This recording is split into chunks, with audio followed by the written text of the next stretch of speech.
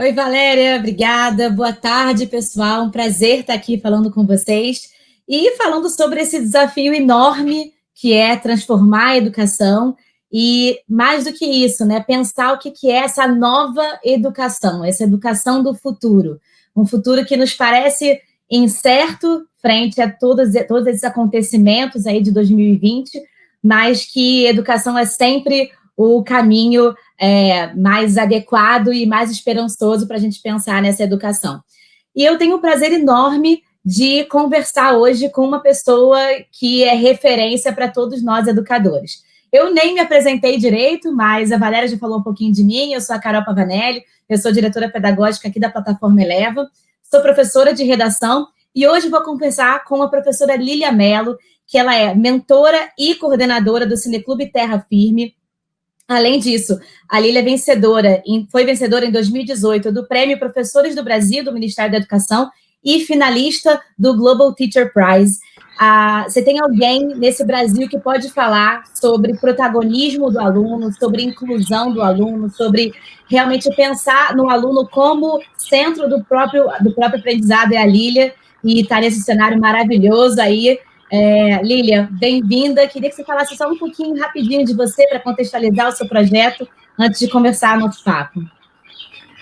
Obrigada. Primeiramente, eu gostaria de agradecer imensamente ao convite. Meu nome é Lília Mello, eu sou professora aqui no norte do Brasil, em Belém do Pará, bem no coração da Amazônia. Inclusive, teremos várias intervenções aqui de pássaros, enfim, mas sou coordenadora desse projeto Cineclube Terra Firme, que ele inicia, infelizmente, com um ocorrido bem triste de se falar e de se lembrar também, que foi uma chacina ocorrida no bairro da Terra Firme. O projeto ele é Cineclube Terra Firme por conta do nome do bairro, Terra Firme, que é o lugar onde eu moro e é o lugar onde a escola também é localizada, a escola na qual eu atuo, e onde também tudo começou. Atualmente, o projeto ele não se limita ao bairro, ele vai para várias frentes em diferentes periferias da região metropolitana de Belém. Mas a gente fez uma intervenção, essa intervenção foi super positiva, de desconstruir essa imagem negativa e de criminalizar jovens de periferia. Então, nós potencializamos a arte de meninos e meninas da periferia, fazendo com que eles possam se tornar protagonistas da sua própria história e, através da arte, poder contar um pouco da sua realidade de uma maneira diferenciada que não aquela da mídia tradicional. Muito bacana. Você falou um pouco agora rapidamente, sobre a questão da arte, e o que a gente observa muitas vezes é a arte sendo colocada de lado, muitas vezes, no papel da educação, né? Como se aquelas matérias, digamos assim, mais tradicionais, a matemática ou as ciências, tivessem, é claro que elas têm um papel enorme, muito, muito importante, mas como se fosse necessariamente um papel maior ou mais importante na transformação possível do indivíduo. E quando a gente pesquisa sobre o seu projeto, o pessoal com certeza vai pesquisar bastante depois que sair aqui, quando acabar esse nosso evento de hoje, vai ficar muito curioso para saber um pouco mais.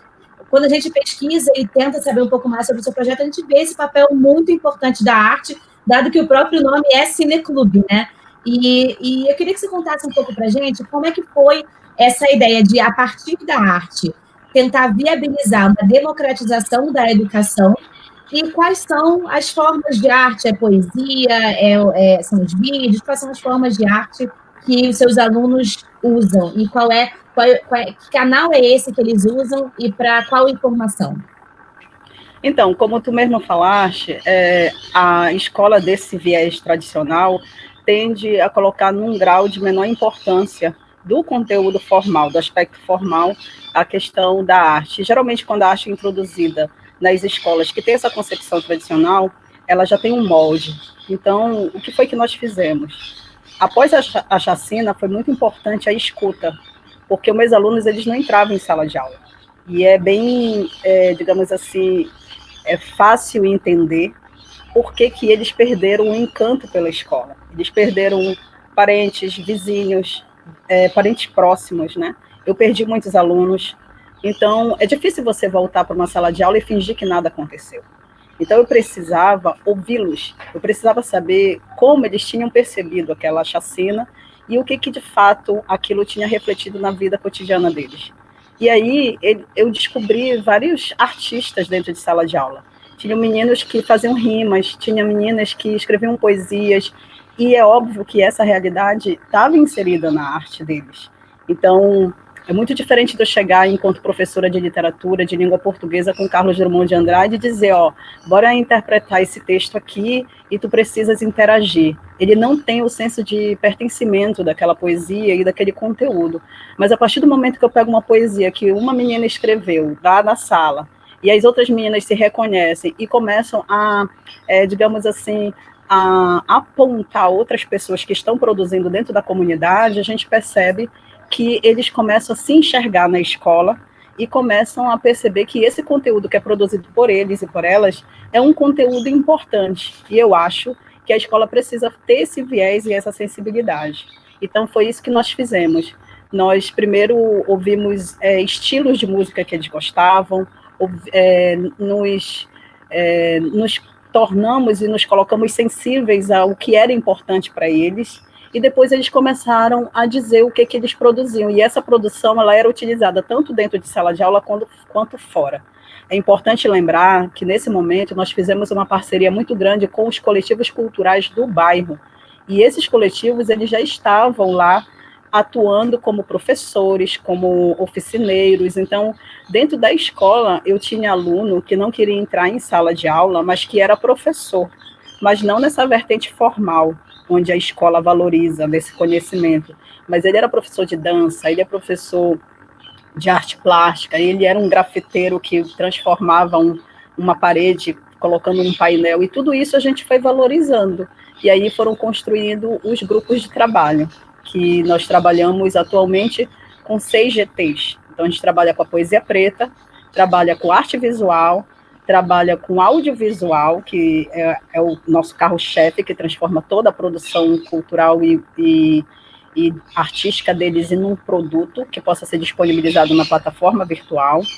E trabalhamos com teatro, a música e a dança. Então, todas essas expressões da arte, elas formam um circuito que agregam produções que são expostas e apresentadas para a comunidade, assim, a céu aberto. A gente invade um ponto da quebrada e faz um sarau temático, e a comunidade se relaciona e se envolve com aquelas produções. E são seus alunos que escolhem quais são os temas de cada um desses grupos de trabalho, quais são os temas das poesias, ou do audiovisual, ou da peça de teatro, da música. Eles produzem de acordo com temas que os inspiram, ou vocês conversam sobre uma temática única? Como é que é esse projeto? Depende, assim, porque os GTs, eles são coordenados por jovens, então são jovens coordenando jovens. Então, por exemplo, o GT de dança, que tem para mais de 35 meninos, é coordenado por um garoto, né, que tem a mesma faixa etária deles. Então, geralmente, esse coordenador, ele se reúne com os outros coordenadores e a gente amarra uma temática que foi uma demanda atuante na quebrada. Então, por exemplo, no segundo semestre de 2019, que nós tivemos um alto índice de automutilação, depressão e suicídio na adolescência, nós precisamos atentar especificamente para esse tema. E foi um tema muito interessante porque gerou um curta-metragem que eles conseguiram inaugurar num festival, e a partir dessa obra nós fomos chamados para várias outras escolas privadas, que é interessante, porque até então nosso público era um público periférico, de escola pública, mas quando a gente fala de depressão, de automutilação e de suicídio na adolescência, a gente não está se limitando a um jovem da periferia. Existem meninos que têm um padrão de vida elevado, mas que têm também as suas demandas e que acaba encontrando na automutilação uma solução. Então, nós fomos muito chamados para que a gente pudesse apresentar o curta-metragem que eles escreveram e filmaram, e depois fazer as rodas de bate-papo, de conversa, e foi muito legal essa experiência. É curioso você estar falando isso, porque como que o assunto ele consegue chegar, um assunto grave como esse, né, um assunto sério como esse, consegue chegar talvez de uma maneira mais orgânica aos jovens quando é feito por outros jovens, né? Então, você falou sobre essa questão da automutilação, do suicídio. Eu lembro que assim que estreou, tem uma série que estreou no Netflix, que não sei se foi essa que acabou acarretando isso tudo também, mas que falava sobre suicídio, que falava sobre automutilação, e aí isso foi um grande assunto em várias escolas que eu visito, escolas da plataforma de ensino, e várias escolas perguntaram para a gente como que a gente pode abordar esse tema. É um tema delicado para falar em sala de aula, para um professor começar a abordar, às vezes, um psicólogo escolar começar a abordar. E aí você está trazendo como que os jovens abordaram isso para outros jovens. Então, é uma perspectiva que me parece muito, muito cíclica, né? E talvez isso seja, não um segredo, mas um bom ingrediente para esse diálogo ser mais fácil entre eles. Isso que você está me falando é interessante, porque nós iniciamos como uma estratégia de combate ao extermínio da juventude da periferia. Mas, no momento em que um deles se suicida, um deles coloca uma corda no pescoço, um menino de 14 anos, do 9º ano, coloca uma corda no pescoço e se mata enquanto eu estava em Brasília, recebendo a medalha de honra ao mérito educativo. Quando eu retorno, sabendo que eles tinham, eles estavam extremamente comovidos com tudo que tinha acontecido. E o contexto dessa morte foi a identidade de gênero que não foi reconhecida dentro da escola e nem pela comunidade. Aí é quando a gente começa a pensar nas outras formas de extermínio que vai para além da bala na cabeça. Quando a sociedade vira as costas para as demandas desse jovem e, de repente, ele encontra a salvação numa corda no pescoço. E aí foi quando eles começaram a falar sobre essa questão das outras vertentes do extermínio. Isso daí deu uma repercussão muito grande no Estado e a gente teve que ir para várias regiões também, levando essa temática. Você ficaria aqui muito tempo falando sobre isso, mas eu preciso ir para o próximo tópico, porque a gente que tudo que a gente faz na vida é pensar na educação, a pensar nisso, eu ficaria aqui até a noite. Mas você falou um pouco antes sobre a questão das plataformas, né? Como que a parte do audiovisual acaba sendo um pouco do carro-chefe, né? E aí, quando a gente fala de plataformas digitais, a gente tem que falar de alguma maneira de formação digital, de inclusão digital.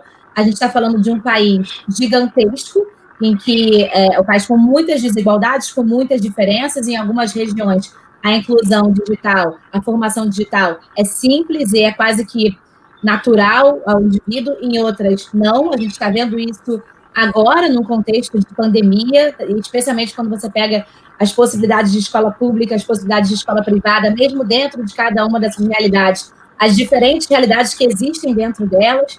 E eu queria que você dividisse um pouco para a gente, não só a sua concepção da importância dessa formação digital, especialmente num contexto periférico, mas como um todo, e de que maneira vocês atuam na direção dessa formação e dessa inclusão digital dos alunos. Jovens, então, essa tua pergunta ela é bem polêmica e eu tenho até medo, assim. Porque assim, esses meninos e essas meninas, eles já vêm com um chip na cabeça, assim, acoplado. Eu costumo dizer assim, mas é impressionante como eles dominam certas ferramentas que a gente rala para entender. Então, assim, todas as vezes que eu falo sobre isso, alguns professores têm uma certa resistência de ouvir. Mas uma coisa é certa, nós precisamos admitir que esses meninos, eles conhecem muito bem algumas ferramentas que nós não conhecemos e que se nós ignorarmos o conhecimento de determinadas ferramentas, de determinados aparatos tecnológicos, a nossa aula ela vai ser facilmente substituída por uma pesquisa em qualquer site de busca. Então, o que a gente precisa, primeiramente, é entender a necessidade de tratar o assunto. Mas, como tu mesmo disseste, existem várias realidades dentro da própria periferia. Os que têm acesso, os que têm pouco acesso, os que não têm quase nada, nenhum acesso. Então, eu acho que é importante fazer e falar sobre.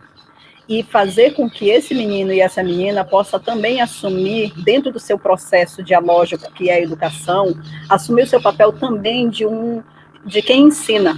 E os professores e as professoras aprenderem com esses meninos, porque é uma troca constante. Então, o que foi que nós fizemos? Eu simplesmente dei instrumento para eles, em todos os sentidos. Se tu me perguntares assim, tu compraste equipamentos, tu investiste? Não. Instrumento no sentido de que eles precisavam de espaço para ecoar a voz que eles já tinham, e eu permiti com que eles pudessem socializar conhecimentos que eles já tinham com pessoas que já trabalhavam na área. Então, depois da premiação, muitos profissionais, por exemplo, da imprensa, vinham no final de semana e conversavam com eles, dando uma aula de fotografia, de luz e tal. E essa foi uma formação que eles tiveram, muito assim, de bate-papo no final de semana, numa escola em que não era aberta antes, né? E às vezes acontecendo até em casa. Então, assim, o que a gente tira daí? Primeiro, eles têm um interesse muito grande. E segundo, é preciso haver um investimento e um olhar cuidadoso, tanto do Estado quanto das próprias empresas, para que haja, de fato, esse investimento, mas a gente não pode parar e muito menos deixar de fazer por conta da ausência desse investimento. O que a gente precisa é, o tempo todo, instigar o nosso aluno e a nossa aluna e fazer com que eles mesmos possam conduzir esse processo sem problema nenhum ou achar que eles estão, ou que eles vão tirar o rumo das coisas. Muito pelo contrário, eu acho que quando a gente para com essa ânsia e ansiedade de ter o controle das coisas, as coisas vão fluindo de forma naturalmente. Então foi o que aconteceu. Eles conversaram como foi que eles fizeram o filme, como eles fizeram o cinema, estudando sobre cinema? Não, fazendo cinema. Como? Feito Glauber Rocha, uma ideia na cabeça e uma câmera na mão. E essa câmera, diga-se de passagem, inicialmente era o celular deles, do jeito que eles tinham. Então, aos poucos, eles foram pegando um pouquinho a prática, eles mesmos vão para tutorial em YouTube, então, assim, eles mesmos vão buscando. E, aos poucos, a gente foi encontrando parceria de outras pessoas, e a coisa foi crescendo. Hoje, eles estão agora ministrando oficinas, eles estão inspirando festivais, eles estão lançando a abertura de novos cineclubes em outras regiões periféricas, e eles estão inspirando também frentes de outras periferias. E é muito bacana essa troca que eles têm com os outros jovens, entende? Total, e isso que você está falando mostra como que é importante a comunidade escolar se entender de fato como uma comunidade, né? Que a comunidade escolar não é só o professor e o aluno, não é só o aluno, mas como que toda a comunidade em volta faz parte, a gente vê isso em alguns outros países, né? Como que a escola daquele bairro, que a escola daquele lugar é a escola de todo mundo, então as famílias participam, você está dizendo que repórteres iam, pessoas iam, ensinavam uma coisa, e aí esse menino aprendeu algo que ele está passando adiante, e que, porque você teve, porque houve a premiação e houve essa reverberação, olha como que eles estão conseguindo atingir tanta gente, olha como não seria se cada escola, de fato, se entendesse como uma comunidade, a quantos jovens a gente não estaria dando voz, e esses jovens estariam dando voz a outros jovens também. Eu queria até que você contasse um pouco, quando a gente conversou em off, gente, antes aqui desse ao vivo, a Lia contou um pouco sobre a ação que os alunos dela fizeram frente à pandemia, né, do novo coronavírus, né, das informações. Conta um pouquinho para a gente, só que eu achei uma história bem interessante. É porque a comunidade ela já reconhece a gente, né, enquanto um ponto de sustentação e de apoio. Então, no momento, porque quando a gente tem 60, 70 jovens dentro do projeto, eu não estou falando só de 70 jovens, eu estou falando de 70 famílias, porque esse jovem tem os seus responsáveis. E quando se fala de isolamento social e de garantia desse isolamento, esse jovem fica dentro de casa, dentro desse contexto que é a periferia, o meu casebre, meu quadradinho, com a minha família numerosa, sem acesso à internet, como é que fica? Então, os familiares dos integrantes do projeto começaram a nos procurar e a expor as suas dificuldades de garantir esse isolamento devido à alimentação, devido ao trabalho, porque 70% desses familiares são trabalhadores de feiras, do comércio, que fechou, né? Então, o que foi que nós fizemos? Nós tivemos que arregaçar as mangas e ir, em plena pandemia, para a rua. Foi um momento bem pavoroso, viu? Aquele momento assim, que ninguém ia. Imagino. Eu estava com muito medo, mas enfim. Tivemos que ir para a rua, entregar máscara, entregar cesta básica, porque fizemos várias campanhas, e lançamos uma hashtag na nossa rede social chamada Não Te Faz de Lesa, para dar orientações numa linguagem periférica para a comunidade. Então, enquanto a Organização Mundial da Saúde trazia aquelas orientações de combate à Covid-19, nós fazíamos adaptação de uma linguagem bem deles, apropriada, né? Então, muitos meninos estavam banalizando o coronavírus logo no início, a Covid-19. Eles achavam que aquilo dali não ia chegar na terra firme, que poderia tomar conta do mundo, mas que não chegaria na terra firme. E nós, através dessa campanha, fizemos com que eles percebessem que não era bem assim, que era muito importante. Então, eles começaram a fazer vídeos de 1 minuto e faziam assim, do celular mesmo, com a mãe, com os familiares, crianças fazendo, né? E aí dando as orientações. E depois eles passaram a vigiar uns aos outros, do tipo, poxa, mas tu não fizeste lá no vídeo, não falou que não era para fazer isso? Como é que tu tá agora aqui, sem máscara na rua, tá vendo só e tal? E funcionou muito bem. Esses vídeos, eles foram utilizados não somente no nosso bairro, mas foram utilizados por outras escolas, por outras comunidades, por outros coletivos, deu muito certo. Nós escrevemos uma carta que envolveu 500 famílias, e cada família escrevia um parágrafo para a gente levar essa carta impressa para aqueles que não tinham acesso à internet, para que a gente pudesse levar a cesta básica, mas também uma palavra de consolo, porque a gente sabia que eles também estavam passando por uma dor absurda de perder pessoas na família. E isso daí foi uma coisa que nos uniu muito. Como que a gente muitas vezes não para pensar, enfim, de maneira geral, não para pensar nisso, né? Que especialmente no contexto de crise como esse,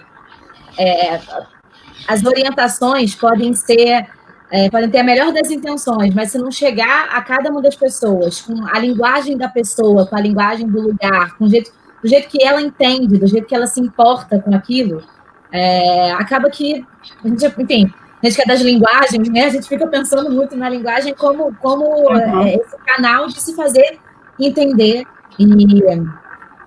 e isso, enfim, acaba trazendo mais ainda essa ideia de protagonismo. Eu até vou voltar ao protagonismo no finalzinho, só para quando a gente for fechar, para você falar um pouquinho mais sobre esse entendimento de protagonismo do aluno, mas antes disso, eu imagino que muita gente está assistindo de diferentes escolas, tá? De diferentes regiões do Brasil, diferentes realidades, devem estar pensando, poxa, muito bacana, como é que eu consigo dar escala a esses projetos? Como é que eu consigo transplantar um projeto desse para a minha escola, ou não necessariamente esse projeto, mas como é que eu consigo pensar de que forma um projeto pode funcionar na minha escola e como que eu poderia dar visibilidade ao projeto da minha escola, como é que eu posso dar escala a esse projeto da minha escola, assim como o seu projeto impactou e impacta profundamente a sua região. Quais são as sugestões que você dá, as dicas que você dá para esses educadores todos que estão nos assistindo de diferentes partes do Brasil, de diferentes realidades, de como montar projetos, especialmente com os jovens, obviamente, com a participação e com a participação principal deles, como montar esses projetos e como dar visibilidade a esses projetos para envolver a comunidade como um todo? Olha, a tua pergunta, ela envolve alguns pontos, né? Que eu poderia dizer assim, o passo a passo. Eu tenho o passo a passo com os alunos e tenho o passo a passo com a escola. Com a escola é o plano político-pedagógico. Eu tenho que começar por ali, né? Eu preciso conhecer qual é esse plano, eu preciso interagir com esse plano, e caso esse plano seja algo distante da equipe docente, é necessário retomar, porque é muito importante, para que a gente possa dar suporte para todas as ações que nós vamos fazer, para que futuramente, até mesmo, uma ação possa ser também um critério avaliativo, que é uma coisa que envolve. Mas no que diz respeito à jovem e à comunidade, a gente precisa ouvir, Eu acho que o início é a escuta. Depois que a gente ouve e que a gente começa a entender as narrativas dos territórios, e quando eu falo dos territórios, eu não estou falando somente de região, mas eu estou falando de espaço mesmo, enquanto bairros, enquanto, enfim, municípios, a gente precisa ouvir e entender as narrativas e essas demandas, e aí depois pensar juntos em como é que nós vamos fazer, ou seja, elaborar ações de intervenção e estratégias para que a gente possa coletivamente trazer algo. Mas tudo isso deve ser feito nutrindo uma rede de conexão entre educadores que já fazem isso agora que nós estamos fazendo, por exemplo. Isso é muito importante, porque automaticamente o que nós estamos conversando conecta com vários outros educadores que vão estar repassando para outros, e isso, essa rede, ela é importantíssima. Então, para que a gente possa entender como é que é feito e como é que é possível, é fazer essa escuta, é trabalhar, é pensar juntos, mas também não esquecer de socializar, ou seja, nutrir essa rede de afeto, eu chamo de rede de afeto, é uma conexão afetiva, e aí vai dar tudo certo, com certeza. Acho que isso acaba respondendo um pouco aí o que eu ia te perguntar para o final, na verdade. Eu queria que você, em poucas palavras, nos dissesse como você...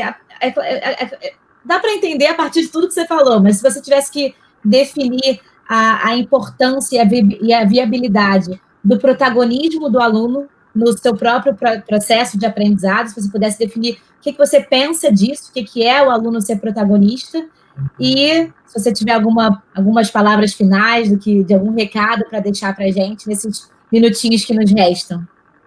Então, eu vou chamar agora os povos originários da Amazônia e lembrar que tudo é cíclico e voltar para o tema, que é a transformação da educação. E aí não tenho como pensar em transformação sem pensar em mudança, em algo que fica fortalecido conforme vai crescendo, né? Conforme vai passando. Então, eu acredito que a grandiosidade do protagonismo se dá exatamente a partir do momento que você confia nos seus alunos e que você acredita que eles são capazes, porque eles já estão fazendo, é óbvio que eles não são uma folha em branco, que quando eles já chegam com uma história, com uma construção, com uma narrativa, com os seus familiares, com os seus amigos e os seus interesses. Então, a partir do momento que você consegue, dentro desse processo dialógico de ensino-aprendizagem, valorizar todo esse acervo que ele traz, a gente vai fortalecendo e aí a gente constrói uma relação de confiança, onde ele te escuta e acredita em ti, e tu escuta e acredita nele. E isso é uma relação de amor. Por isso que eu sempre digo que a educação ela é um instrumento de transformação social, porque a gente tem que acreditar e tem que fazer com muito amor. Ai, que lindo! Eu não tenho nem mais o que dizer, tá ótimo, gente. Como eu falei, eu poderia ficar aqui mais muitas horas conversando. Lília, te agradeço demais a sua participação, o seu tempo de conversar aqui com a gente nesse cenário maravilhoso no meio da Amazônia. Perfeito, estava só deixou ainda mais lindo tudo isso que você falou. Muito, muito obrigada, parabéns por toda a sua trajetória, por todo o seu trabalho, e tenho certeza que não só você vai continuar sendo inspirada, mas vai continuar inspirando também muita gente a fazer essa educação e a transformar a educação do nosso país. Muito, muito obrigada. Gente, eu vou continuar, para quem quiser conversar um pouquinho comigo lá no canal Conexão do Special Chat, e agora eu devolvo para a Valéria para dar continuidade ao nosso evento. Até mais.